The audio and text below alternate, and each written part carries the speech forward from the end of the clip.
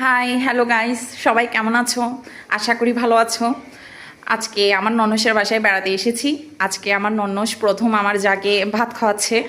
দেখো আমার যা, হ্যালো করে দাও। দেখো আমার ননস, এই যে দিদি।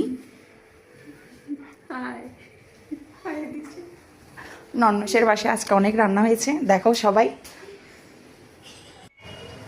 এই দেখো পোলাও,